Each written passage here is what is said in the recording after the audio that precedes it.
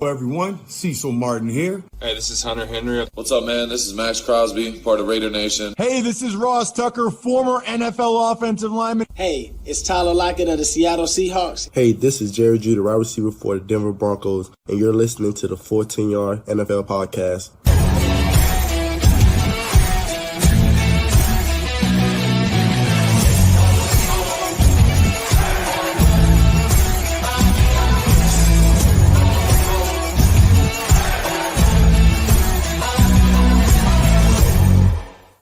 The 2024 NFL regular season is now over, which means it's time for the best month of the year. I'm of course talking about the NFL playoffs, which start this weekend. And joining me to look ahead to this weekend's 6 matches and react to some of the coach and GM firings that have been flooding in across the league is the one and only Ben Isaacs. Obviously you should know him by now, he's been on the podcast a couple of times, one of the UK's best NFL and college football broadcasters and authors, and a regular guest on this podcast as well. You've been on a couple of times this season, Ben, and like last season too. Well, it's this time of year. I mean, I'm excited. Are you excited? I am, despite the NFL's best attempts to make it so we were not excited by having a 6 p.m. slate on Sunday of last week that I don't want to exaggerate it, but I think it was like a war crime that we should never have had to endure a 6 p.m. slate as bad. I've never seen a 6 p.m. slate as bad as that. So it's the wildcard weekend will seem even better because it follows the most trash week that I can remember in recent history. Yeah, it was really, really anticlimactic, and that's where we'll start the podcast today. A little recap of last week's games. I mean, look, the Bucks, the Broncos, and the Lions all took care of business and sort of wrapped up the playoff seeding. But that was the thing. There was no real shocks. Obviously, the Bengals won on Saturday. We were hoping that they could perhaps sneak in. Maybe the Broncos could slip up against the Carson Wentz led Chiefs or anything like that. But that just didn't happen. And yeah, I mean, the 6 p.m. window until the sort of last 10-15 minutes was absolutely trash. And then we had we had the Bucks and the Falcons both gunning it. I mean the Carolina Atlanta game was brilliant. It was a shootout, 5 touchdown day from Bryce Young. And obviously the Panthers then ended Atlanta's season, which means the Bucks were in regardless. But they did go on to win, coming back from behind to beat the Saints. We also saw Mike Evans reach 1,000 yards on the last play of the game, so we had that as well. But that's probably the highlight of the entire day on Sunday, wasn't it? To be honest with you, now 11 straight 1,000-yard seasons, tying Jerry Rice's record, and he got $3 million for that catch too, which is we'll talk about the Bucks later on when we review the game, but he's now edging even closer to the Hall of Fame, and that was at least a dramatic watch, wasn't it? The final catch with a couple of seconds left to go. Yeah, and don't get me wrong, there were games with exciting finishes. The Bears-Packers game had an exciting finish. It's that because of a fluke of scheduling, it just ended up being that not enough games had something on the line. Obviously, the Vikings-Lions game we knew there was a very specific thing that the winner would get, but it wasn't like kind of lose and you're out. The Bucks game was the one that I was most interested in because there was real jeopardy there. And when we will talk about the Bucks later, they just seem to chase jeopardy. They just put themselves in bad situations and fight their way out of it. But my God, they do fight their way out of it. Oh, absolutely. Yeah, and looks like we're getting to them later on, but I mean, that's going to be one hell of a game on Sunday night. Elsewhere, obviously, the Broncos needed a win to reach the playoffs for the first time since their Super Bowl 50 loss in the 2015 season. Obviously, should they have lost, the Dolphins and the Bengals, in that order would have got in, should they have both won. The Dolphins lost to the Jets. Tyler Huntley led a team that turned the ball over, I think, 5 times. And, I mean, it didn't matter anyway because what a strong performance from the Broncos. Ended both of the Cincinnati and the Dolphins seasons very quickly, going up 3 scores, well, in like 10-15 minutes really, against a very weak Wentz-led Chiefs. Obviously, we'll get into Denver later on, but what a poor performance from Bo Nix early on in that game. Ben even had an incompletion to really secure that spot for Denver, and again they had the longest playoff drought in the NFL, other than the Jets, of course, going into this game. Yeah, right at the start of the season, well, before the start of the season, because it was I was in Dublin for the Aer Lingus College Football Classic, and we did a live show from a distillery, where all of us on the panel were stone cold sober. It might not have sounded like it because I got put on the spot and was asked, who's a kind of left field or dark horse playoff team? And I'm kind of running through options in my head and thinking, lots of teams will make the playoffs. Who is a team that in theory should be bad who will make the playoffs? And I came out with the Denver Broncos. And the only reason I could back that up was that Bo Nix was a very, very experienced college football quarterback. It felt like he played college football for about 20 years. He bounced around. He'd always looked kind of okay, but looked like he had quite a high ceiling that he couldn't reach. Then he had one final really good year. And although he wasn't one of the top couple of quarterbacks in that draft, he felt like a very steady pair of hands. And it was clear that Sean Payton really liked Bo Nix and that he seemed enamored with him, that this is a guy I can win with. And I thought, okay, well, I'm going to trust Sean Payton on that.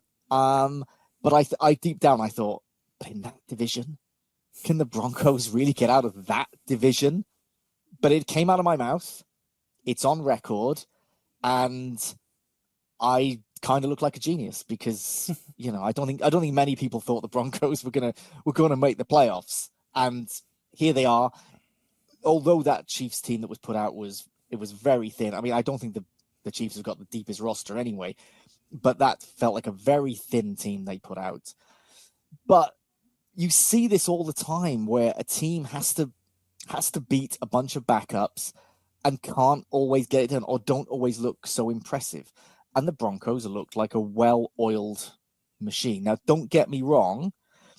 I would imagine if you asked every AFC head coach in the playoffs, would you rather play the Broncos or the Bengals right now?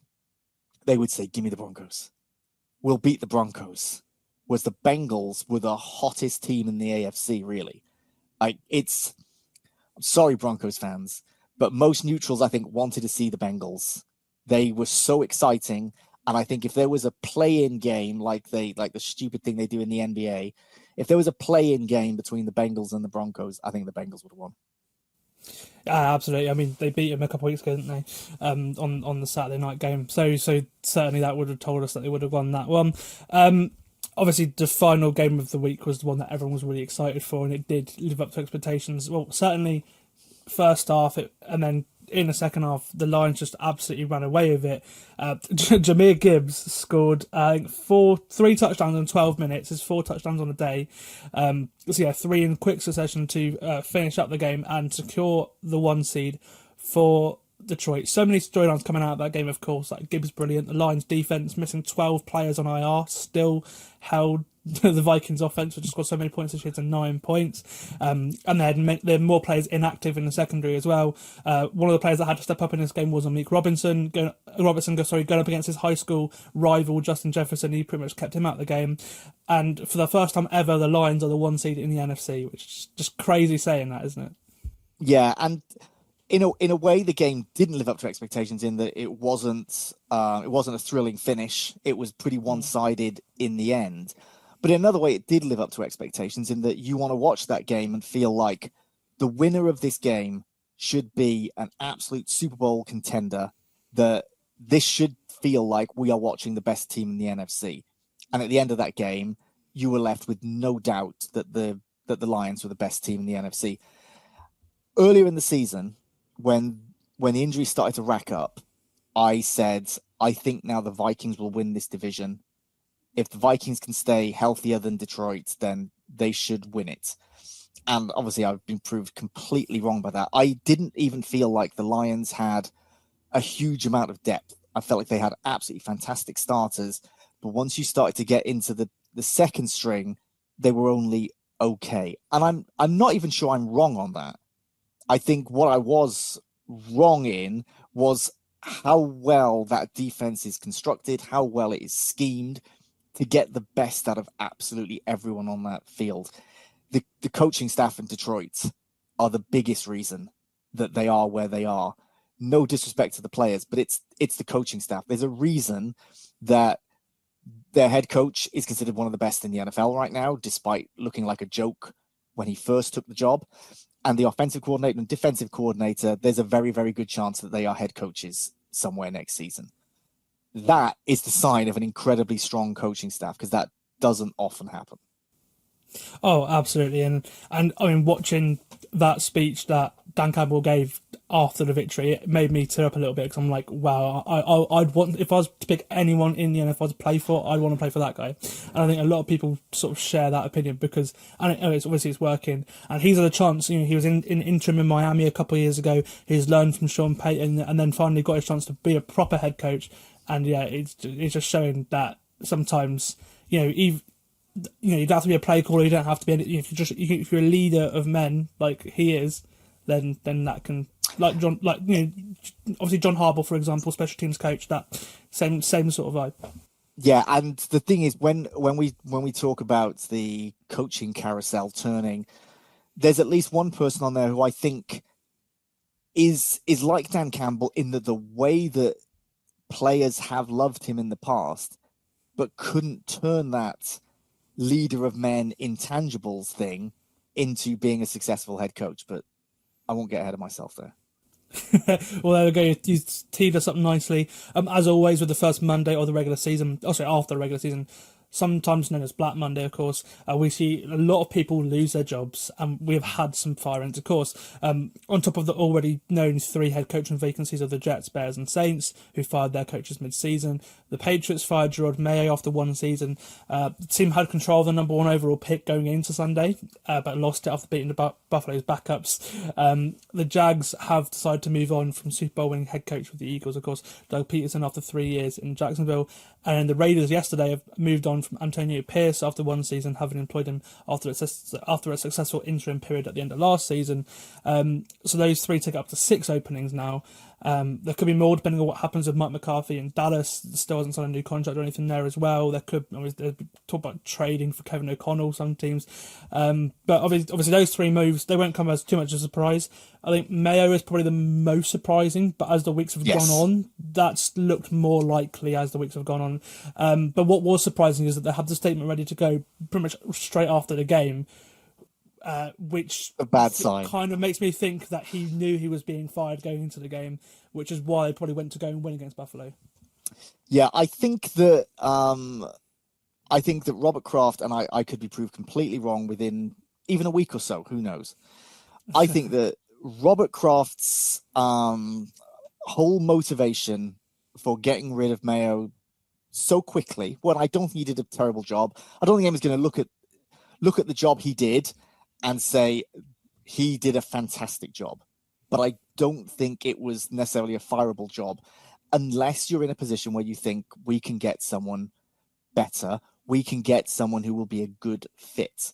And I think because he started to worry that Mike Vrabel was going to be coaching somewhere else in the NFL next season rather than on the Patriots sideline, I think Robert Kraft wanted to get rid of Jared Mayo because he wants Mike Vrabel. If Vrabel had said, I'm not looking to be a head coach in this cycle or whatever, I think it'd be different. I think they would keep hold of Mayo. I think Kraft wants Vrabel. I think there's continuity there. I think Vrabel is a fantastic candidate for a number of teams, but it also just feels like the perfect fit for New England. Oh, absolutely. Obviously, former player there, won stuff there as well. I think what would have helped is the fact that Vrabel interviewed with the Jets, obviously division rival of the Patriots, in last week, and apparently that interview went very, very well. So I reckon Kraft probably looked at that and said, "Oh, I'm not letting him go to the Jets. Maybe let's try and step in here." And, yeah, it's a bit like going for a date with someone who you don't really see a future with, but you know that it's going to catch the eye of someone else and think, "Oh, okay, I need to pursue this." And I don't think he wants to go to the Jets. I don't think many coaches want to go to the Jets. I think it's such a bad, toxic situation. In terms of the openings right now, I think it is the hardest job to take on. I think Mike Vrabel wants nothing to do with that Jets job. But interviewing is very useful, and I think it's the sort of thing that made Robert Kraft think, okay, well, I'm going to have to make a move here.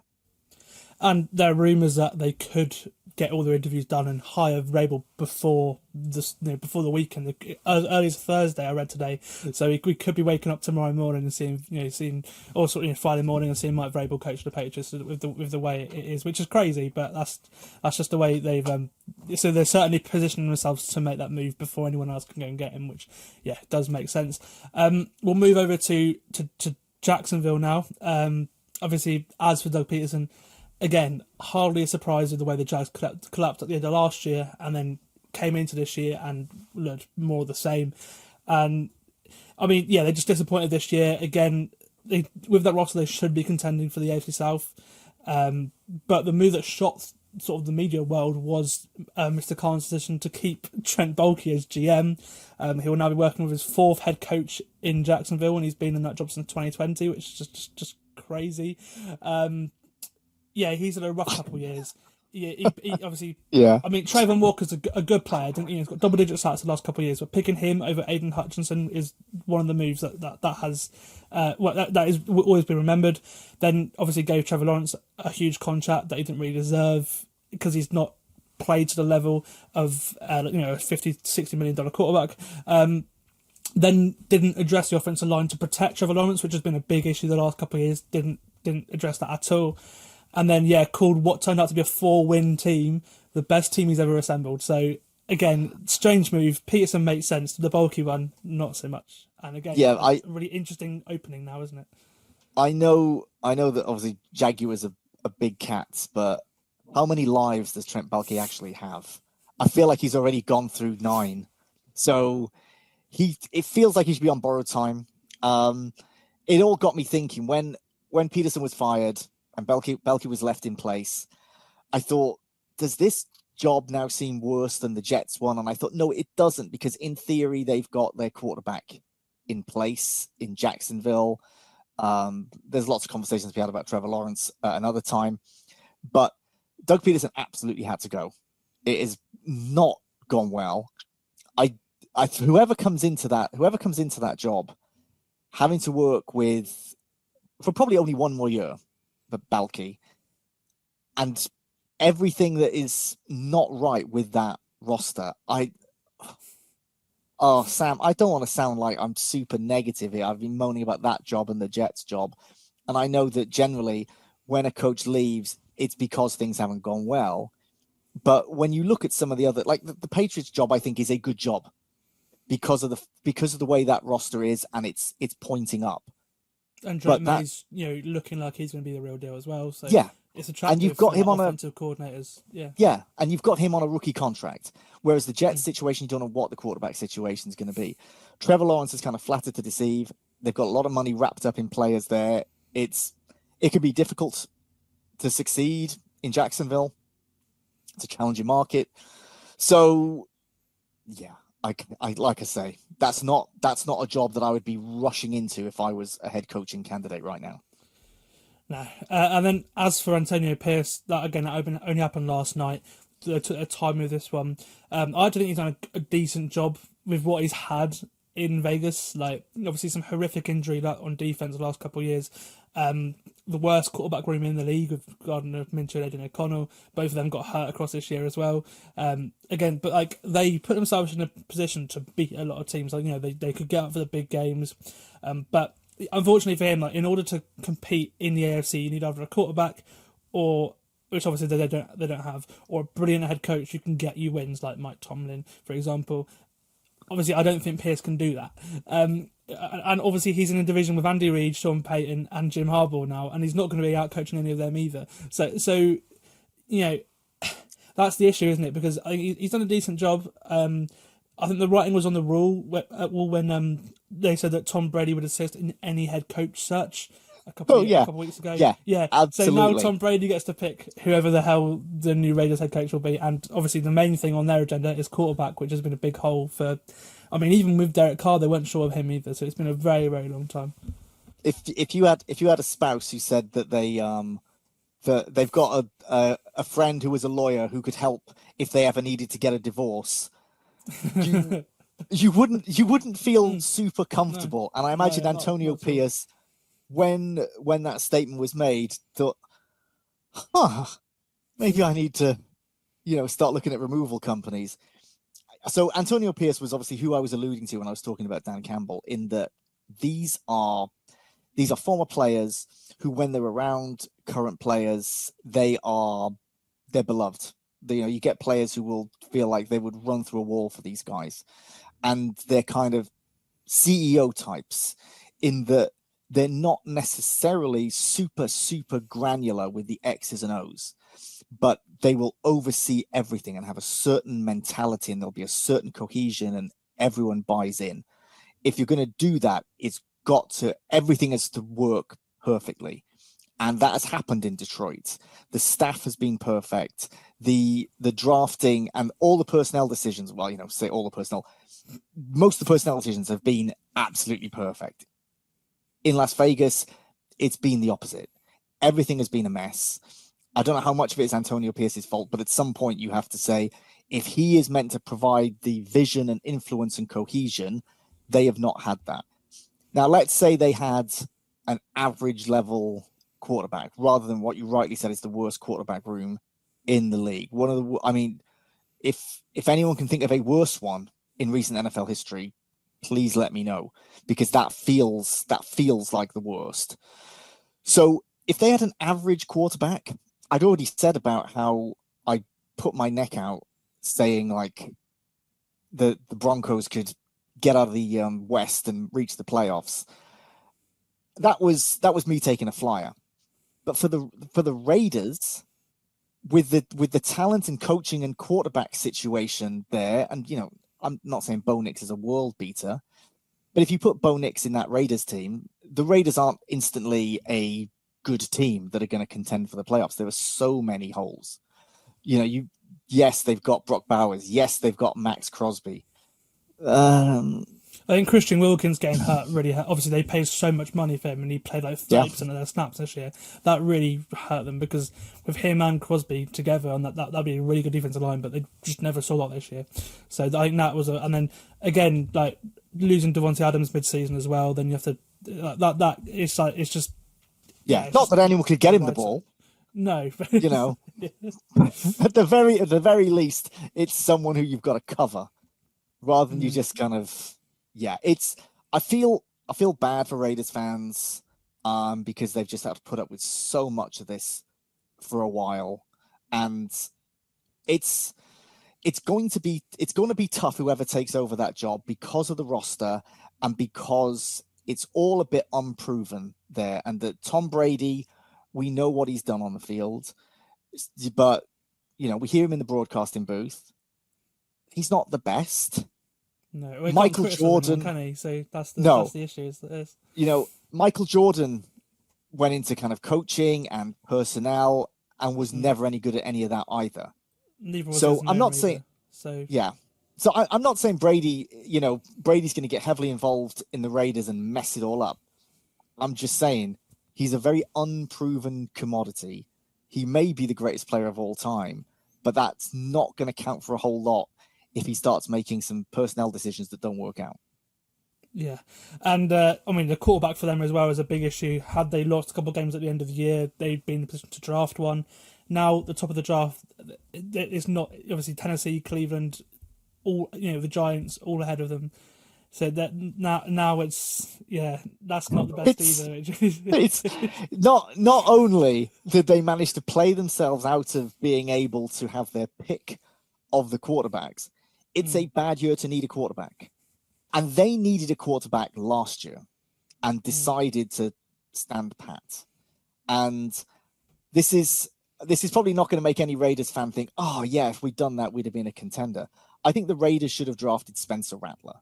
Now, Spencer Rattler he didn't turn into a starter in New Orleans. I'm not convinced he can't be a starter, but I kind of think they should have just drafted him. He would have fitted with the Raiders mentality, and at least you would have had the chance to let's see if he's going to work in a year where, if Spencer Rattler was coming out this year, he'd probably be like top of the second round or something, because it's such a bad time. It's a very bad time to need a quarterback.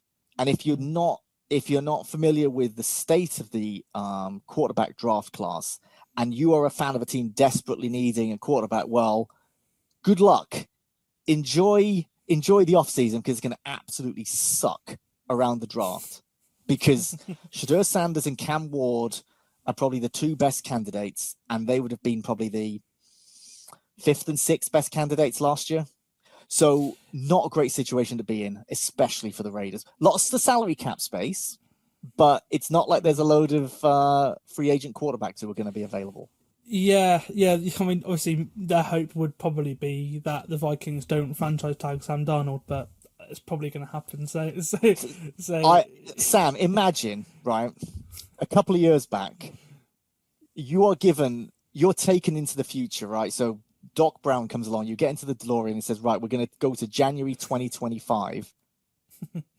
Listen to these words that are going to come out of your mouth. The idea of like, the best case scenario is that maybe the Vikings don't franchise tag Sam Darnold and you can get him as a free agent. You'd be like, what's happened? I know. It's like, has there been another pandemic and 80% of the NFL quarterbacks have died? Now, I'm not saying you're wrong, but can you imagine someone saying that a couple of years ago? Oh, you better hope you can get Sam Darnold as a free agent. Well, it's like who would have thought that Sam Darnold, Baker Mayfield, and Jared Goff would all be leading teams in the NFC playoff picture? Yeah, absolutely, absolutely. Yeah, I mean, like, it's a good lesson to not write off quarterbacks, but I think we can make an exception with all the Raiders quarterbacks right now. Write them off. Completely write them off. Sam Darnold would be a huge upgrade. Absolutely. So we'll finish this off now. Obviously, like I said, there's 6 openings: Jets, Bears, Saints, Patriots, Jags, and Raiders. Some of the top candidates available are Lions OC Ben Johnson, Lions DC Aaron Glenn, former Titans head coach Mike Vrabel, who you've mentioned, Vikings defense coordinator and former Dolphins head coach Brian Flores, Bills OC Joe Brady, Bucks OC Liam Cohn, Commanders OC Cliff Kingsbury, the Dolphins DC Anthony Weaver's got quite a few interviews, as has Broncos DC Vance Joseph, Eagles OC Kellen Moore, Saints interim head coach Darren Rizzi, who we mentioned on the podcast last time we were on, says he might get a couple of interviews because he's had him before, and he has, as well as the Saints, and then Ravens OC Todd Monken as well. And then the Jets, it sounds like they want like a veteran former head coach, so they've also interviewed the likes of Rex Ryan, Ron Rivera, Arthur Smith, and Matt Nagy, which again it's just most Jets thing in the world. Obviously, we mentioned Vrabel to New England. As a Bears fan, as well, we'll talk about the Jets as well, but as a Bears fan, who would you like the Bears to hire? Oh, Ben Johnson. Absolutely, Ben Johnson. It really and the thing is that the Bears have put together this list of people they're interviewing, and it was pointless putting out the list of people you're interviewing. There were so many on it. They should just say, here's who we're not interviewing. Any living coach right now who we're not interviewing, let's put it on a list. It'll be quicker, because they've gone through everyone, including requesting to interview Mike McCarthy, who I don't think anybody really wants. I don't think the Dallas Cowboys want him. I think what certain teams are doing is they want to interview a load of people because they're worried their first choice will say no, and they don't want to put all their eggs in one basket. And if they do pick someone who's a bit of a weird choice, they can be like, look, we spoke to loads of people and this guy was the golden candidate.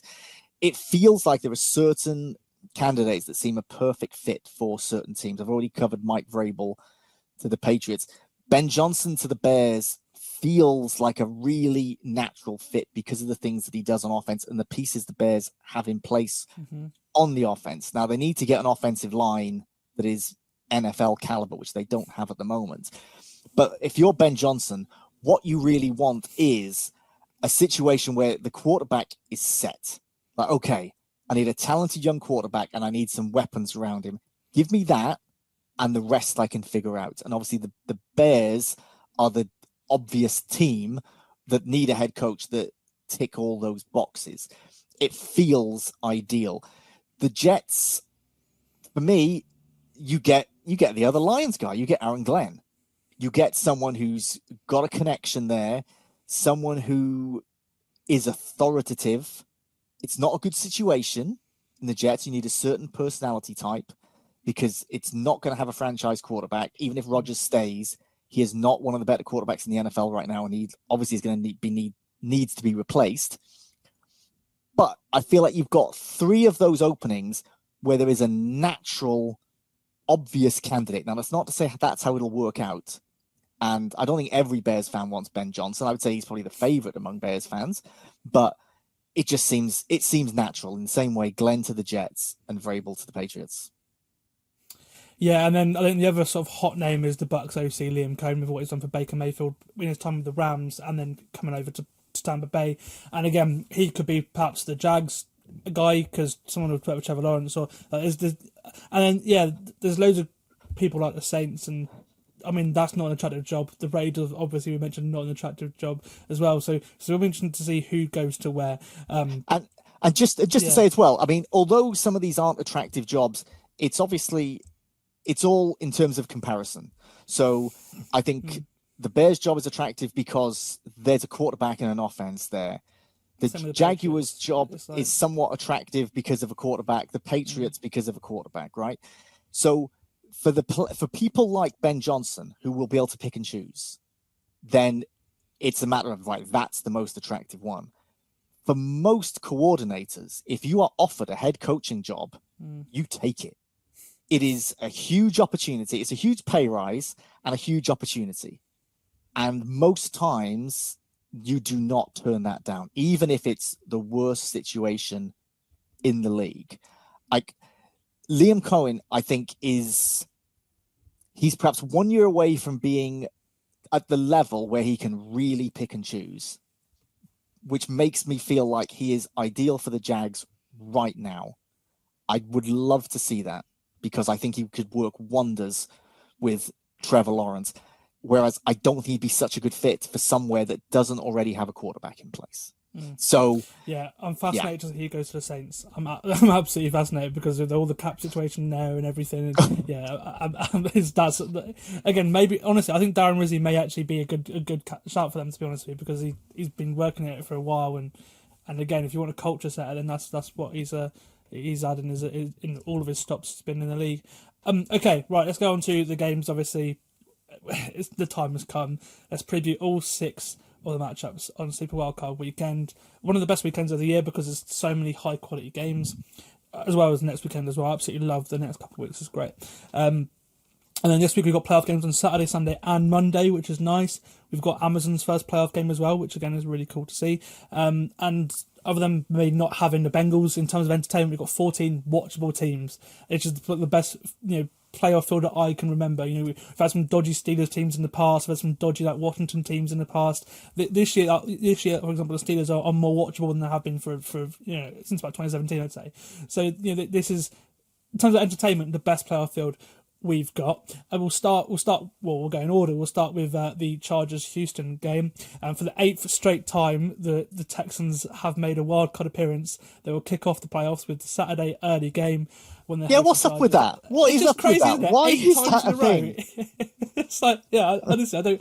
It's just. I think that's sort of where they've always been. They've always been that sort of, 4th seed, winning the AFC South, winning 10, 11 games, but never really being able to compete with everyone else because I mean, it's always what they've been. And go on. I was just going to say, it's almost become like kind of the Lions and Cowboys host a Thanksgiving game every year, a tradition I'm more than happy with. I know some people want to change that. I'm more than happy with that. This is now just officially the Houston Texans slot. Maybe it should just be the way the AFC South has been, maybe they will just get that slot permanently, that they will just win that division every year anyway. But they should just reserve that. This is the Texans slot. Who's going to play them? And thankfully, for those of us who like entertainment, it is the Chargers. Absolutely. And obviously these are two teams heading in sort of into the postseason in different directions. The Chargers have won 3 straight. They swept the Broncos, and we're seeing the best Justin Herbert that we have seen since his rookie year. At least he's playing some great football right now, especially the weapons he's had this year compared to the weapons he had in his rookie year, which were far better. Obviously a great defense too. Jesse Minter's defense has been top 5 all year, which has been a really surprise this season. Whereas the Texans haven't looked great at all. They haven't looked great since they lost on Christmas Day. Then on the Saturday against the Chiefs, again, they weren't that great either. And they haven't looked great since their win against Buffalo when they absolutely blew out they didn't blow him out, but they just killed Josh Allen with their pass rush in October. They've just got so injured since then. CJ Stroud's not really played well since then, so there's been some questionable play calling by Bobby Slowick. It's like all the good vibes they had last year have just gone this year, haven't they? Yeah, it's been a little bit kind of sad to see, and I'm sure there are lots of fans thinking, oh, God, well, I would love to be in the Texans' shoes right now. And yeah, that's fair enough, but it is all relative. Like we've been saying about attractive coaching spots, it's all relative. The Texans don't seem like they're in a good spot here.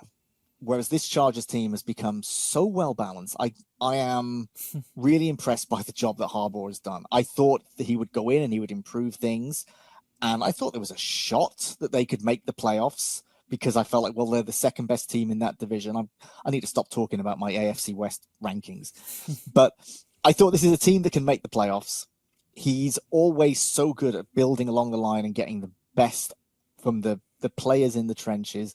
That's exactly how it's worked. But partway through the season, they didn't look great. Early in the year, I was at an event and I was asked, "Oh, give me a long shot to reach the Super Bowl." And again, I put on the spot and I was like, the Chargers, if Justin Herbert stays healthy. They're like, "Oh, I love that." They looked at the odds. They're like, "Oh, I love that." And a few weeks later, I thought, I hope they didn't do anything with that, because this team is not going to the Super Bowl. And I'm not saying right now I think they're going to the Super Bowl, but this team is hot. Justin Herbert is not just, like you say, playing probably the best football of his career, but they're not totally reliant on him. It isn't just the Justin Herbert show. It's everything around him. And also, you get a coach. Yeah. The thing he struggled with as well is he's struggled to make players better in the moment. When this year he's done that. Yeah, yes. That's the thing. He's elevating, which is the one criticism that I've had, and a lot of sort of people have had over him this year. He's really stepping up when needed. Yeah, and we'll see these two quarterbacks, CJ Stroud and Justin Herbert, and I think it will look like there is a gulf between the two of them. CJ Stroud had such a fantastic rookie season that people were saying, "Oh, this is easily one of the best quarterbacks in the NFL." And I hate making those judgments. I hate making those judgments the other way as well. Of, oh, well, this person's a bust because they've had a not very good rookie season as a quarterback, for example. I think so much was put on CJ Stroud's shoulders that people were really expecting them to take a big leap this year. Like, well, if they were that good when he was a rookie, what are they going to be like with a year of experience under his belt? Well, do you know what? He's looked worse than last year. Does that mean that he peaked last year and he's regressing? Probably not. But keep your expectations in check. This Chargers team is so much more experienced, looks so much better right now that I just don't see how the Texans win this game. I'm not saying a blowout, because I think the Chargers are built to just keep games tight against good teams. I just don't see the Texans being able to win. Yeah, and on paper, the Texans are the better team. Even with the injuries, I think if you look like on that roster to roster, they are probably the better team in terms of talent. But it's they've disappointed a lot this year. They went all in pretty much after Stroud's good year. They had so many acquisitions in the offseason, had a couple of good draft classes as well.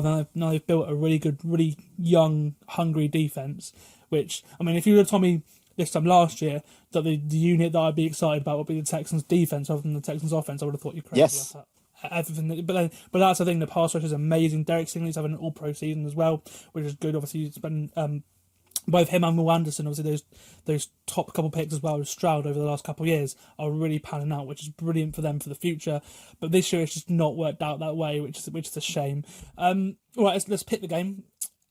As our pick'em competition is over, congrats to Sean Tyler, our Bengals correspondent, for winning, by the way. We're just going to pick the winner here rather than the spread. If you're interested, the Chargers are the favourite in this one by 2.5 points. And it is a tough one to pick.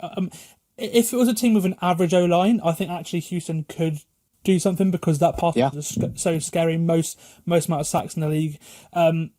But the Chargers offensive line is probably one of the best in the league, if not up there. The Lions is like the best. So give me the Chargers here, and obviously I believe you feel the same. Yeah, and it's basically for those reasons that you said, in that it's I just feel that the way that this game lines up for the Chargers, for their strengths, it's just the sort of strengths you need to beat a team like the Houston Texans. So, yeah, give me the Chargers all day. Absolutely. Okay, let's go on to the next game. Also in the AFC, we've got 3 AFC games and 3 NFC games. It's weird how the schedule's worked out that way, but that's what it is. And it will see the 6 seed Steelers go to Baltimore to play the 3 seed Ravens. Obviously, that this concludes Saturday's action. It's the prime time game at 1 a.m, which is a nicer time than 1:30, you could say. So they should get an extra half an hour in bed. But this one between 2 of the most fierce rivals in the NFL, obviously in the whole sport. 2 AFC North teams go head to head in this one. Looking for their 5th straight win. The Ravens host the Steelers in Amazon's first playoff game. And I know he's not the same commentator as he once was, but it is quite fitting that this could be one of our Michael's last playoff games, or maybe he's, because, this game, Steelers-Ravens, it's never normally high scoring, but it's certainly competitive always. And Mike Tomlin always has something up his sleeve for John Harbaugh. I'll say this about Al Michaels before I talk about the game. Huge fan of Al Michaels. He's not the announcer he was, unfortunately, but when you've been doing it for as many decades as him, I'm lucky enough to kind of watch back quite a few games from the 80s that he did, and he was just, I'm not saying he's been all downhill since the 80s, but those 80s performances from him, he stood out ahead of so many other announcers at the time. There's a particular 87 Monday Night Football game, Bears-Giants, the season opener. They called it Super Bowl 21.5. And it was, there were just calls that he made in that game that are imprinted on my brain just because of a certain level of panache, the way that he would make everything seem so exciting. So if this is Al Michaels' final game, then I hope it's a good one for him. It is an amazing rivalry. The Steelers somehow managed to be, if there's one team that Lamar Jackson doesn't like playing against, it's the Steelers. Mike Tomlin can figure out ways to beat Lamar Jackson. I don't know what it is that Tomlin knows about Lamar Jackson to be able to do certain things against him that other teams cannot do on a regular basis. I look at this Steelers team, though, in comparison with the Ravens, and they don't feel like they should be on the same field. The Ravens as well have had such a tough schedule, right? So they've had 10 games this season against playoff teams, which is more than anyone else in terms of the wins as well. So 7-3 against playoff teams. Having 7 wins against playoff teams in a single season is ridiculous. Lamar Jackson obviously playing at an MVP level, but the job that Mike Tomlin has done with this Steelers team this year, which looks like some of the other teams that he's had, except with more competent quarterback play. And I'm amazed that I'm saying that, but that is how it's been. I just think any team with Derrick Henry in this sort of game, with Lamar Jackson being able to do the things that he does, I'm not even sure this is going to be close. So I know I'm tipping my hand here in terms of who I'm going to pick, but it's that to me is the story of it. Can they stop Lamar Jackson and Derrick Henry with the way that the Ravens are playing? And part of the reason why the Steelers have been on this losing streak during the season is because obviously George Pickens has been hurt and he was the big part of their offense. They need that offense to be back and firing straight away. Otherwise, again, it could be more ugly than this game normally could be, couldn't it? Yeah, I mean, they have struggled to reach 20 points in the second half of the season. So I think in their last 8 games, they've only reached 20 points twice. And if you're heading into the postseason and you're playing a team like the Ravens, there's no way that you can think, okay, well, if we can get 20 points, we can sneak this one. I don't see it happening. I mean, for them, it's a good sign that George Pickens is that good that he can, transform the offense to it is a good sign for them. But yeah, again, if a banged up George Pickens again on the other hand is not what you want in this game. And Mike Williams hasn't really been. I mean, he's had a couple of touchdowns that have been right moments, but they're going to need him to step up as well to beat this Baltimore team. Again, The Steelers actually beat Baltimore in their first meeting back in week 11, but in the second game a couple of weeks ago, Saturday before Christmas, Lamar Jackson and Derrick Henry just put on an absolute show in that one. I think Derrick Henry had about 200 yards all total. I think it's like 2,000. It felt like about 2,000, Sam, because it was just they did whatever they wanted on the offensive line in that game, which shouldn't have been the case.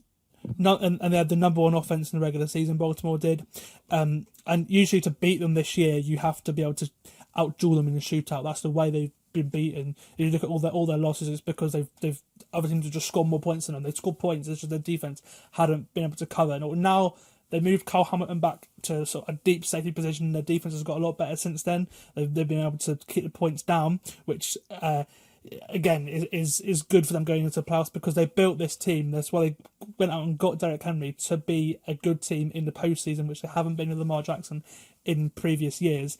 I'm excited to see what this playoff team that has been built will look like, because that's what everything the last 18 games 18 weeks have been building up towards. It's been towards the playoffs where we're going to see Derrick Henry hopefully cook, which is what it was brought to do. Yeah, it feels a little bit like, and it's the same with the Chiefs, whereas in the NBA, a lot of the great teams, you just see them going through the motions during the regular season. I know the Ravens haven't been just going through the motions, but it's like, okay, well, that's your regular season performances. Okay, fine. Show me in the playoffs. And that, like the Sixers in the NBA. The Sixers have been brilliant in the regular season, then Joel Embiid can't get the fouls that he gets in the regular season. He can't get the free throws, and then the Sixers struggle in the playoffs. It's the same with the Ravens. That's what it's been. Yeah, and they've got to prove that they are, once again, are you built for the playoffs? Because each time they're asked that, and the answer has ended up being no in the end. So this is kind of a nice landing spot for them to start off. It's a team they know, even though it's a team that they've had trouble with, but it's a team they know. They're at home. They know how to beat the Steelers. This should be straightforward. I've got to stop doing this. I've got to keep a bit of suspense going, Sam, because I feel I'm spoiling when you ask for the pick and you give your pick. Although I cannot imagine you're about to say you think the Steelers are going to win this, though. No, I don't. I'm going Baltimore. I've been saying all season I think this team can win a Super Bowl. Obviously, that's why they brought in Henry, hoping to play their best football in the playoffs. And I think that starts here. And they'll be confident going into this game as well, knowing that should they play Buffalo in the divisional round, they've already beaten Buffalo this season. In fact, they've smashed Buffalo in that game earlier in the season as well. So should they win this one, they'll have confidence going into the next game as well. And then maybe you get a championship game against probably the Chiefs and get revenge on last year. Yeah. I mean, just thinking about some of these good teams who we're going to see in the wild card round, and obviously there could be upsets, but thinking of some of these good teams, I can't wait for the divisional round either. I'm already excited about that. I think divisional round weekend is the best weekend of the season, personally. And the more I'm thinking about, just the teams we've covered so far, already thinking, my God, once we get a couple of the weaker teams out as well, how good is that going to be? Because this field is so exciting, like you say. Well, yeah, in the AFC you could get Lamar against Allen and then Mahomes against Herbert, which is what you want in a divisional round, and that just is just tasty. So yeah, hopefully that is the case. Okay, let's go on to the final game in the AFC. The first game on Sunday, 6 p.m. Sunday. The Broncos travel to Buffalo to play the Bills 7 seed. The Broncos against the 2 seed Bills. Like I said, the third and final AFC game of the weekend. The Broncos play their first playoff game since the 2015 season, which is just crazy saying that. And again, they've had plenty of quarterbacks since then. And I mean, who would have thought that they'd be here when, obviously Sean Payton's done such a good job coaching a team to 10 wins and a playoff berth with a dead cap hit of 91.2 million this year, mostly because of the Russell Wilson contract. I mean, yes, it was a Chiefs backup last Sunday, of course, but obviously Bo Nix looked so comfortable as a rookie, and I think other than Minnesota, he probably landed in the best place for him. And then obviously him and Peyton have worked well. The defense has been amazing, and the Broncos are here when no one expected them to be, other than you. Yeah, I wish I could say expect rather than just blurt it out.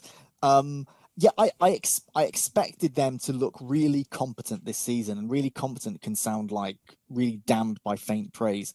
But there are plenty of franchises out there who've been unable to put a competent product out on the field. The Broncos at times have looked really bad, but at times they've looked like, okay, this is a team really on the rise, a team that will be a tough out in what is potentially the toughest division in the AFC, right? So I'm not surprised that they did well. I'm still surprised they made the playoffs. And, you know, if the Chiefs needed to win that game, then probably the Broncos aren't in the playoffs right now. But that's just how the schedule works sometimes. That defense has been absolutely fantastic. If they can put pressure on Josh Allen, then funny things could happen in that game. But that's the key to it. It's getting through that offensive line, hurrying Josh Allen, and forcing him to make mistakes. I'd said earlier about how it was amazing the Ravens had won 7 games against playoff teams this year. I think the Broncos have won 1. No, it's 2. 2 because of the Chiefs. Yeah. But I think the Bills have only won 2 as well. The Bills have had the AFC East has had the easiest schedule. The Dolphins had the easiest schedule in the league and just missed out the playoffs. Obviously, a big factor is Tua not being there. But had Tua been there, they'd probably be in this game. To be honest, with you. They're exactly. So, they absolutely would. Yeah. So these are 2 teams that haven't had such difficult runs to get to where they are, and it's especially noticeable when it's the Bills, because the Bills are a fantastic team. This is a legit Super Bowl contender. We've been able to, they passed the eye test. We've seen them look really impressive. But thinking of it, if you look at it kind of with a college football hat on, if you were having to choose the teams for the playoffs and seed them in a certain way, you'd say, okay, well, I've seen the Bills play so well, and someone's going to say, what are their quality wins? Who are the good teams they've beaten? And you'd look and you'd be like, I'll get back to you on that.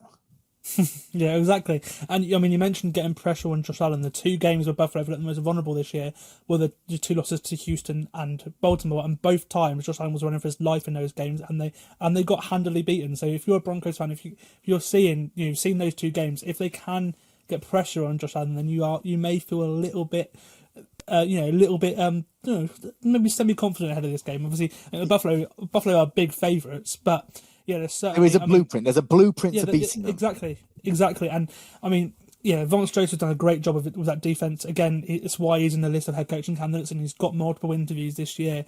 Obviously, the fact that he's been a previous head coach as well helps. So again, maybe he's someone that the Jets could go after if Aaron Glenn goes somewhere else, maybe. But that's he's done a great job with that. Which again, going back to with him as well, going back to the team that he was the head coach for as well, and going to be the DC. That takes some balls to do that. And then, but it's worked out. He's got one of the best defenses in the league. And then you've got unknown guys like Zach Allen and Nick Bonito playing all pro level, as well as obviously their main superstar player Pat Surtain as well. So I'm really looking forward to seeing that matchup of how they face up against Josh Allen, because he's led an offense to 40 points 3 times out of the last 5 games. They've had 8 games scoring more than 30 points at one point. 8 games in a row scoring more than 30 points as well at one point in this season. If Buffalo's defense turns up, I think they win this game comfortably. But they've been hard to trust this year, and I do think that it'll be close because of that. Because this is a huge year for Sean McDermott now. That they may not get too many more opportunities to win a Super Bowl. The offense is there when we thought it wouldn't be, with lack of weapons, but Allen's been so good, and it's why he's the favourite right now just for MVP. They've already beaten the Chiefs this year as well. He's had his critics. Do you think there'll be even more if the Bills don't reach the AFC Championship game? Because again, time's running out with what they've got now. Yeah, I think. I'm not saying he's going to get fired, obviously, but I think he will then be on a very hot seat. If they don't make it at least to the conference championship game, then I think the general perception will be they are going to have to reach a Super Bowl next season or move on. Because if you've got players like they've got, they should be doing better. Now, the problem is, of course, is that The Chiefs feel they should be in the Super Bowl. The Ravens feel they should be in the Super Bowl. And the Bills feel they should be in the Super Bowl. And only 2 of those can make it to the AFC Championship game. And it might be that other teams make it. So it's a bit like when Tom Brady was dominating the league, and you can look and say, well, look, Aaron Rodgers won 1 Super Bowl, which for a player of his talent, that's an underachievement. And Peyton Manning only won 2. So it's all well and good for Bills fans to feel like, well, we should be there in the Super Bowl. There are people ahead of you, and there are better quarterbacks out there and better teams. Just because you're one of the best doesn't mean you just automatically get a turn. But he's got to do a certain amount, or the pressure is going to be so hot for him next season. Absolutely. Again, I'm going to go Buffalo here. I kind of spoiled it earlier. They are going to win, but I do think this could be a lot closer than people think. I think it will be like just around the 1 score mark, maybe a little bit more. Again, the spread on this one is actually closer than the spread for the Pittsburgh-Baltimore game, so I think that sort of goes with what we're saying here as well. Yeah, so I'm going Buffalo, and I assume you are too. Yeah, I am. I'm going chalk again. But yeah, this feels like it could be a tighter one. Certainly tighter than how it feels the Ravens-Steelers game would be. Yeah. Okay, go over to the first of 3 NFC matchups. It is in Sunday's late windows. The Eagles host the Packers, and it will be Tom Brady's first playoff game as co-commentator, of course. This is also a rematch of the first ever Brazil game that was happened right at the start of the season. Obviously, the opening weekend, and so much has happened since that game. The Eagles won that game, of course, but injuring Jordan Love on the final drive of the game and keeping the Packers from scoring, and holding on from the final few plays with Malik Willis. Had Jordan Love finished that game, we don't know what would have happened.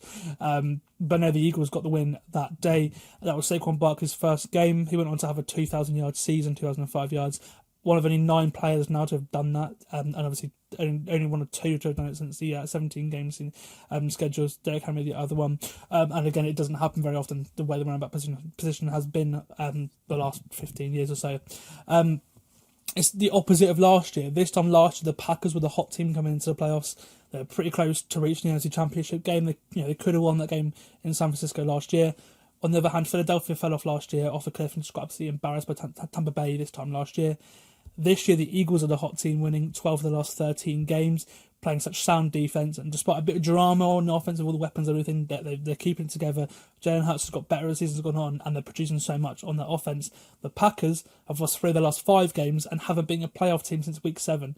So it's a strange one with them. They are playing much better defense this year, I have to say. Obviously, I think that the move to go and get Jeff Hartley from Boston College has worked.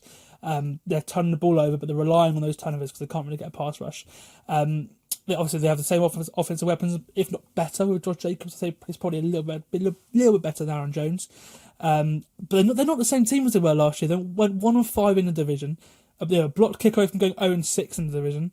I get Detroit and Minnesota having a great season and everything, but like that will be a worry when yes, the only team not in the NFC North that you've lost to is Philadelphia, but like losing 5 division games, not being able to win big games. It's like the opposite of the Packers last year, which will be a worry for them. Yeah, and I was in the stadium for that blocked field goal game at Soldier Field earlier this season. Still trying to suppress that memory. It's a weird situation for the Packers because this is a good team and they deserve to be in the playoffs. But in every single NFC North game they played, they were outplayed. And it's very unusual, if not, this is the first time that a team has ever made the playoffs despite being the worst team in every divisional game they've played. It's very strange. They have been able to beat most of the teams that they should beat and fail to beat the teams that they shouldn't beat, which is teams like the Eagles or the Vikings or the Lions. And obviously they're in a tough situation in that they're in a division with 2 other playoff teams, which is always going to make it difficult. So that's 14 win playoff teams as well. Exactly. That is a very unusual situation when you're making the playoffs, but you're looking up at teams above you in the division with 14 and 15 wins. It's odd. Jay Alexander going on IR is really bad, I think, for the Packers. It's a crucial part of that defense. You say about the pass rush and the reliance on turnovers.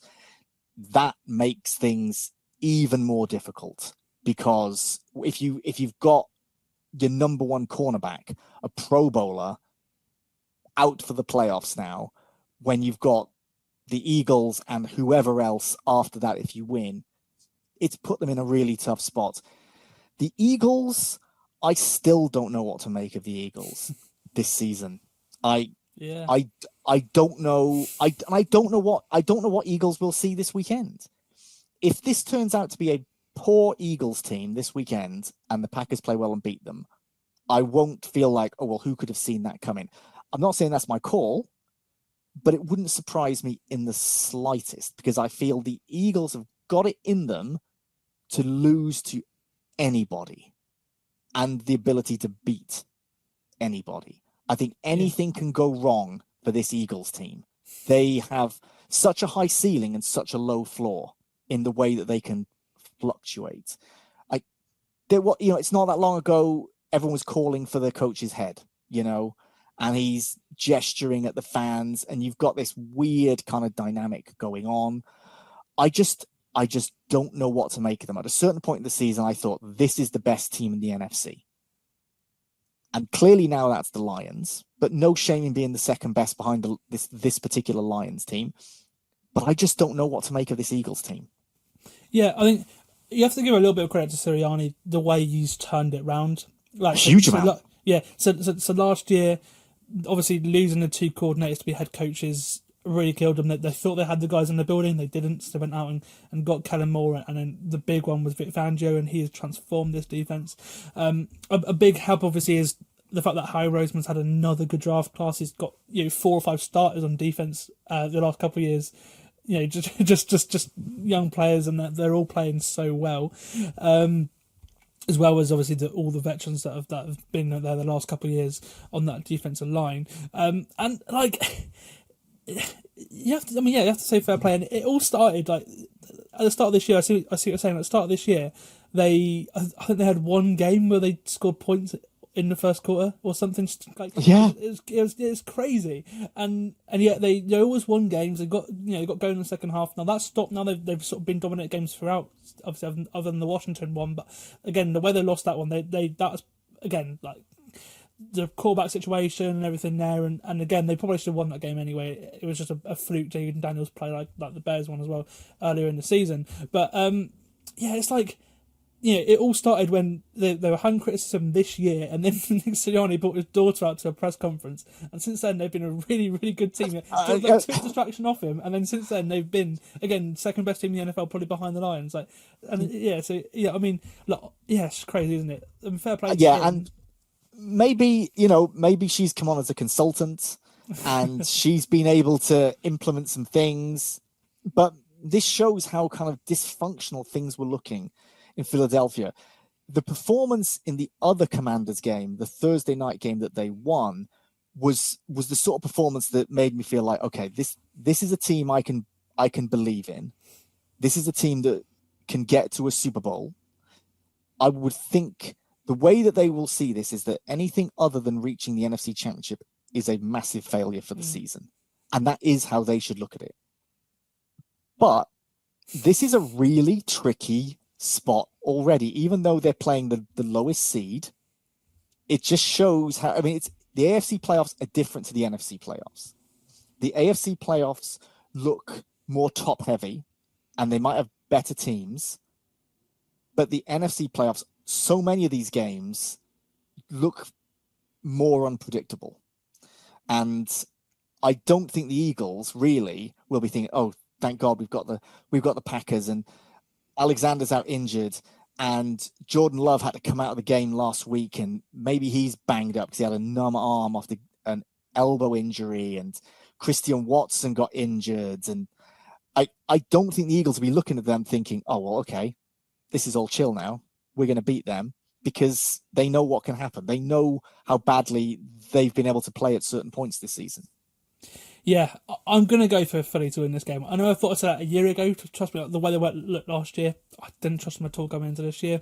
Obviously, I think they're clearly the most talented team in the division, so I picked them to win the division. But again, with I didn't expect it to go this well. Didn't expect Saquon Barkley to be the best football player in the league. Probably you could say, other than maybe Lamar Jackson and Josh Allen. I didn't expect that to be the case. So and they have proved me wrong. It's just whether I just trust them over the Packers more. But again, I really wouldn't be surprised to see this one be close or decided final play of the game or something, as the last one was in week 1.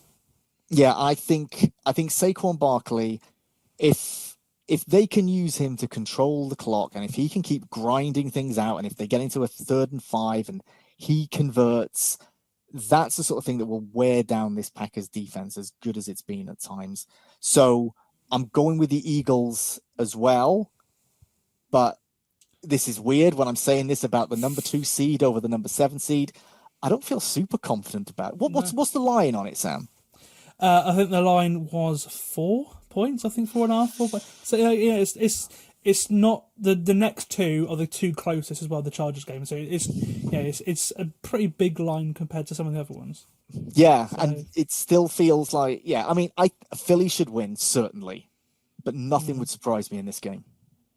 No, and I mean, we've got quite a fun set on Sunday because we have a fun one in Tampa Bay where the Bucks host the Commanders, the 3 seed Bucks host the 6 seed Commanders, and rookie quarterback Jaden Daniels. Like with the last game, these two teams met in week 1 where the Bucks were 37-20 winners. And I remember that game vividly. We were at our kickoff party in Birmingham. It was nice to see all the viewers and listeners to all our podcasts across the network. We were at our kickoff party in Birmingham watching this game, and this was the game where Jaden Daniels really announced himself on the stage way earlier than anyone thought, literally in his first game. Obviously went on to have one hell of a rookie season, him and Bo Nix, both of them. But Daniels was like a top 10 quarterback worthy performance throughout the year, which is just crazy. It's like it's like Stroud, it's like Herbert, it's like on the par of those rookie seasons. He didn't turn the ball over. He had 2 rushing touchdowns on that day, had about 88 yards. He was just running for his life out there, but he was making some really good plays. And again, he had he looked really composed as a passer as well, which is really, which again in a Cliff Kingsbury offense, I was a little bit worried about. But he looked really good. But on the other side, unfortunately, did lose a game because Baker Mayfield that day threw 4 touchdowns. And again, that was a really fun game back then. It'd be great to have that kind of game on Sunday, wouldn't it? Yeah, and I'm not expecting a shootout here because I think the best way the Bucks can win this game, instead of just saying to Baker Mayfield, right, you're gonna win this for us, I think it's Rashad White, Bucky Irving, and grind out those yards. Because the way that they've been able to run the ball this season has been almost miraculous compared with how they were last year. This Bucks team, I had very little faith in them coming into the season, and the same at the start of last season. I need to stop doubting this Bucks team because I look at them and I think this looks like bang average, other than a few players. Like there's so many players I think, oh yeah, those players are good. Lots of good players all over this roster who elevate together. So much credit to Baker Mayfield, the way that he's been able to, the player that he's turned himself into in Tampa Bay, almost game manager at times, all credit to him. But it's the rushing attack that's impressed me the most this season. Obviously, Jaden Daniels for the Commanders has given them a dimension that they did not expect to have quite so soon. And just watch out, Commanders fans, because we've seen CJ Stroud was not as spectacular a year on. So don't panic. If you lose this playoff game and perhaps he doesn't look quite as good next year, I think you're set long term. But they are going to need so much out of Jaden Daniels to win this game. It's been a while since they have looked good in the playoffs. It's the first time they've won 12 games in the season since, I think, the 91 season when they won the Super Bowl. So not that I think Jaden Daniels is the sort of player who can crumble under pressure, but so much of this is going to be on his shoulders. Because if the Commanders are going to win, it'll be because of Jaden Daniels. And that is a lot. If the Bucks can keep the ball out of his hands, keep him from making miraculous runs, which he seems to do whenever you desperately need him not to. If they can do that, then they're going to win this game. But they've got to control the clock. Give Washington as few possessions as possible. And I think that's the way this Bucks team is built. Yeah, I agree with you. I think these two teams have been two of the most fun to watch this year. Obviously, especially on offense, and again, they've also been putting up the points too, and that's why both of their offensive coordinators have got head coaching interviews already this year. We'll see what happens with both of them, but they both may land jobs. I don't know if people will want Cliff Kingsbury, but he's got interviews there. But again, it's no surprise they're getting interviews with the way that these two teams have been. But I agree with you. I think last time it was a Baker Mayfield game that stopped the Commanders from winning. I think this game's going to come down to run game and defense, or it will be whoever gets the ball last. I think it'll be one of those two. It's got that kind of vibe. It's like, yeah, both defenses have surrendered points at times this year, but they're hitting their groove at the minute. They're both, they're multiple games holding teams to under 20 points the last couple of weeks, which is really good. And the good news, everyone, we might get Mike Evans against Marshall and Lattimore again, which is nice. A matchup that obviously when they're both when Lattimore was with the Saints, we see twice a year, and it'd be absolute box office. Well, the good news is we're going to get it twice a year because obviously he might play in this one. He really injured his hamstring a couple of weeks ago. Didn't play last week, but it sounds promising that he might play this week, which would be good. Seeing obviously there's a few storylines to watch in this game. But another is the fact that both these head coaches are on their second chance at head coaching jobs, which is nice to see because talked about it earlier. That doesn't happen very often. You have two teams on their second head coach job, both leading teams to the playoffs. Yeah, and they've both earned this shot, but it wouldn't be at all surprising if we were talking about them still as assistants, that they'd never got that, because it can be tough if your first job has gone badly. There are certain head coaches, I would say Matt Eberflus, who he will never be an NFL head coach ever again. Like I'm saying that right now. I mean, it went so badly for him. He's incidentally the only Bears head coach to never beat the Green Bay Packers. Right, so that will always be held against you. It's tough. And Dan Quinn, I had thought maybe he's not coming back. Maybe he's not going to get that head coaching shot. So especially for him, I'm happy for him, because I thought as well he was in a tough spot, and this could easily have gone really badly for Washington. So big credit to Dan Quinn. Yeah, you never know. You might go back to the Super Bowl with the potential this team has. He might get his second chance to win the Super Bowl. Absolutely. So you never know. And again, it gives people like Brian Flores and Robert Saleh, who have had great tape of their defense and have people like that who, they've both got interviews. Obviously Saleh just been fired, but he has got an interview as a head coach. It gives them hope as well that maybe if you can succeed on your second chance. Time to predict this one. Again, this is tough. This is probably one of the toughest. I think the next two are the toughest to pick. I'm going to go with Tampa, purely because it's at home and they've been there, done it before. Obviously, they won the playoff game last year, and then a lot of this roster still are remaining from the Super Bowl win as well. And again, they won playoff games with Brady as well. So, yeah, I just because they've been there, done it before, I'm going to go with Tampa Bay. But again, it really wouldn't surprise me if Washington won this one, and I hope they do prove me wrong. Yeah, this is a tough one, because I could easily imagine the Commanders winning by 14 points. I wouldn't be at all surprised, because they've got the talent to do that. But the experience this Bucs team has, the way that I think they can control the clock, like I say, it feels like it's their game to lose. I think it might just be a season too early for the Washington Commanders. I know the fans obviously thrilled in the playoffs and will have high expectations because of the way the season's gone. If you win 12 games, then you should have high expectations in the playoffs. But I think because there were certain games that they won when they really shouldn't have won, if this was a team that had just missed out on the playoffs, I think the fans might be going into next season even more optimistic than they will be if they lose in the first round of the playoffs this season, which might sound a bit weird, but it will feel like, oh, we're so close and we're gonna make that next step. Whereas it might feel to the fans that if they have a deflating loss in the playoff, all of a sudden there's kind of a lot of introspection and, oh, what's going wrong? Is so-and-so the right person? Is so-and-so right? But, they could easily make it all the way to the NFC Championship game. I just think the Bucs will win this one. Yeah, okay. And we'll finish off with the Monday night playoff game. Can I just say, I don't like playoff games on a Monday night, Sam.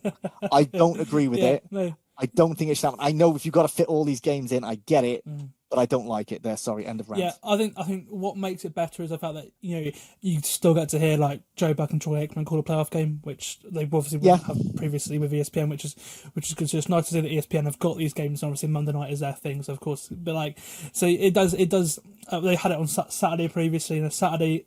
It's weird. It's nice. I guess you have a whole day to look forward to it, I guess, which is what they're thinking of. And I think it'll be more people will watch a Monday night playoff game than a Saturday 6 p.m. playoff game, I expect. Yes. So I expect that's 6 p.m. here, obviously like midday there. But yeah, I think that's what it is more than anything. So yeah, this is the closest game of the week according to the bookies. Minnesota favored by 1.5 points going into LA to play the Rams. But the Rams are one of only 2 teams to actually beat Minnesota this season. So they have beaten already this year. The other team to beat them obviously is the Detroit Lions, who swept them to claim the 1 seed last Sunday night. Kevin O'Connell once again faced off with his former boss Sean McVay, 2 guys who have coached an incredible second half of the season, because since their last meeting in week 8, these 2 teams have just 4 losses between them, and most of those losses to playoff teams as well, which means this one should be a fun one, right? This is on paper the best game of the week. Like you say, only 2 teams have beaten the Vikings, and when the Rams beat them, it was a solid win. It wasn't a fluke. It wasn't quite the beatdown that the Lions gave the Vikings, but it was impressive. I remember watching the Rams earlier in the season and thinking, this team's trash. This is one of McVay's worst teams. They can't get out of their own way. Nothing's going right. And then they had players come back from injury. They had a lot of injuries at the start of the season. When they had players come back, they started to look good, and then really good, like really good. And it felt like, okay, well, no one else looks like they want to win that division, so why not them? The 49ers had taken various massive steps backwards. The Seahawks looked very average. The Cardinals could put in one good performance, and then it's going to be followed by a couple of bad performances. Whereas the Rams, with the best coach in that division, just looked like they were able to scheme their way through so many games. I've been obviously impressed by everything the Vikings have done, being able to win so many games with Sam Darnold and put Sam Darnold in the position to make plays and look really good, look like a legitimate starting quarterback, even though he's probably not going to be the starting quarterback in Minnesota next season. There was a point when I was doing the Edge Rush show earlier in the season with Nat and Propo. I think it was Propo who had said he wanted to back the Rams to make the Super Bowl or the NFC Championship game. I can't remember what it was. And it was like 100 and something to 1. And right now, that looks like it was a pretty savvy bet. And he's not the sort of person that just kind of throws these things out there. But credit to him. He was seeing things in the first third of the season that made him feel like this is a team that can make a deep playoff run. That their early season issues seem to be gone.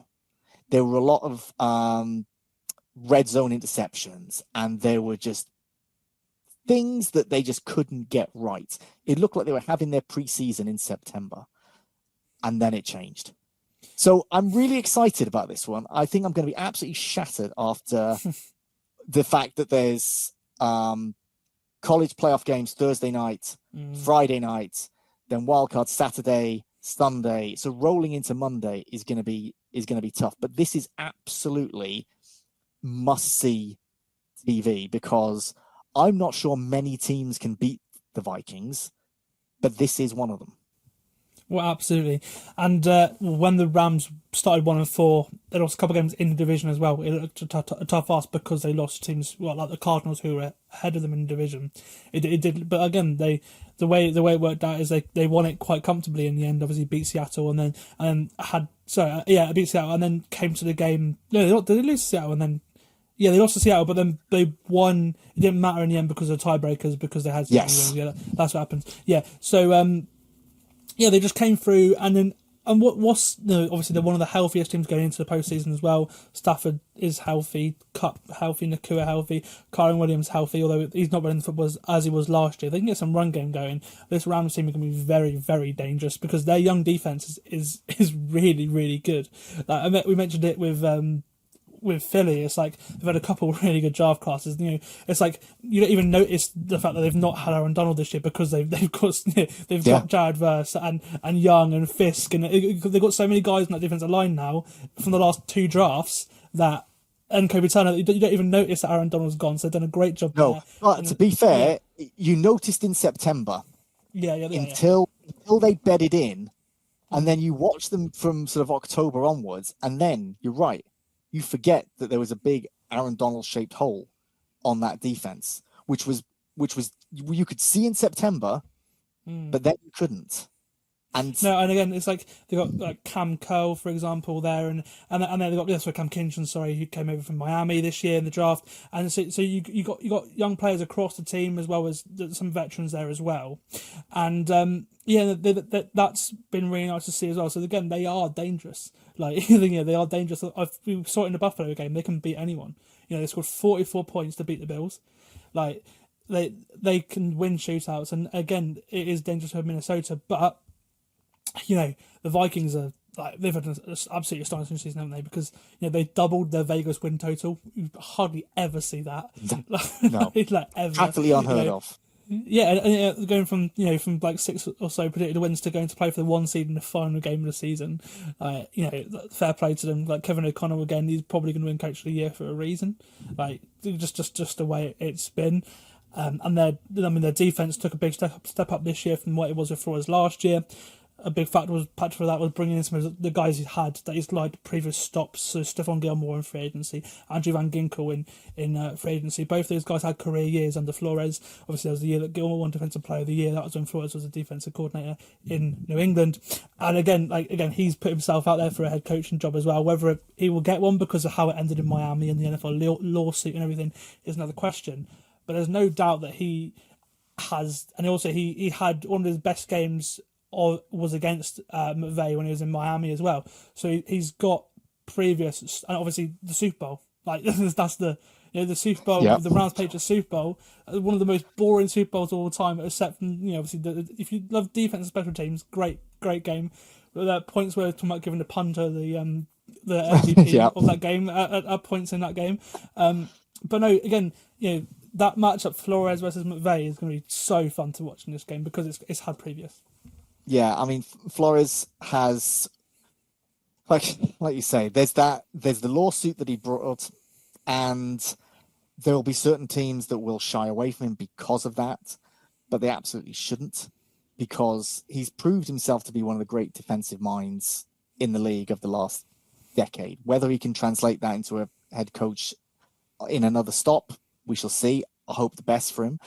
The way that he's been able to put opposition quarterbacks under pressure has been amazing. There have only been a handful of quarterbacks who've been able to deal with what he's done this season. Matt Stafford was one of those. And of course, when they lost earlier in the season to the Detroit Lions, a week later they had to play the Rams and they lost. And obviously last week they played the Detroit Lions and lost. And whereas the Rams, they were able to, they probably would have won last week if they'd played their starters. They decided to give themselves, in effect, a bye week. So the likes of, Stafford and Kupp and, they were able to chill for the week, whereas the Vikings had to put their body on the line. And we'll see if that sort of pseudo bye makes a difference for Monday Night Football, because they will have had so much more rest. Yeah, absolutely. Picking this one it's so difficult. Again, it's the closest game of the week. It probably will be one of the best games of the week because of everything we've said. I'm going to go against the bookies. I'm going to pick the Rams to get the job done at home. I just have a feeling. I think again they've been there, done it before. Like again, new defense, but the offense has been there, done it before. And obviously, there is the kind of thing where it's like normally when it's head coach versus old disciple head coach, normally the normal head, that obviously McVay would normally win that matchup, and I think there's something to that as well. So I'm going to go for the Rams. I'm disappointed you said that because we've agreed on everything, and I thought, oh, finally we're going to disagree. No, I'm going Rams as well. Yeah. And this is no knock on the Vikings. I think the Rams just look a little bit of like a team of destiny right now. There is just something about them, and McVay is as good as it gets in the league right now. And if anyone is going to be able to scheme his way through the postseason, it's Sean McVay. Stafford at times has looked like vintage Stafford. So yeah, I'm going with the Rams. There's a reason that the bookies have given this as such a tight line. You know, the Vikings are road favorites, which is no mean feat in the playoffs, but I think there's going to be a lot of money being put on the Rams. That line is very enticing. Yeah, I'm going LA. We've agreed on everything, Sam. I don't know if that's a fools never differ or, you know. Well, normally like the World Cup games are quite predictable, but there's like one that surprises you. So I'm interested to see what that one game that surprises us is, because there will be one. There always is one. There'll be at least one. Yeah. At least one. Yeah. I mean, if I was to pick, I'd probably say it might be Green Bay against Philly, but I don't know. It could be any of them. Anyway, Ben, a big thank you for coming on the podcast this week. We might get you on for the Super Bowl just to do some predictions or something. But if this is the last of this season, a big thank you for helping us this season as well. And tell everyone where you can find your stuff, especially the new college podcast. Well, you can find me on Twitter at Tweets from Ben, and on Instagram at Ben Isaacs. But most importantly, the new College Days podcast, which is part of the NC Show Network. So the show is on the Nat Coombs Show feed, but also has its own separate feed. So if you subscribe to the College Days feed, and that's Days, D-A-Z-E, then you get the episodes earlier, and there will be exclusive episodes. There's a special episode as well at the moment where we've gone behind the scenes, access all areas at Kansas State football, the first of a 3-part special. So you'll want to hear that, whether you're a college football fan or an NFL fan.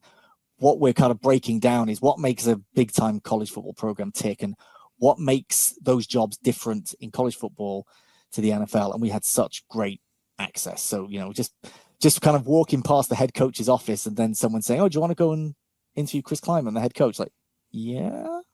So yeah, definitely check out College Days right now. Yeah, and especially as the next couple of years go on, Kansas State are going to be a team that more people are going to watch as the next couple of years go on as well, just because of everyone that they've got on that team as well. So certainly I would recommend going to check that out as well. Okay, big thank you, Ben. As I said, I've been Sam. This is the Full 10 Yards NFL podcast, and I will see you with all the reaction from the Wild Card Weekend.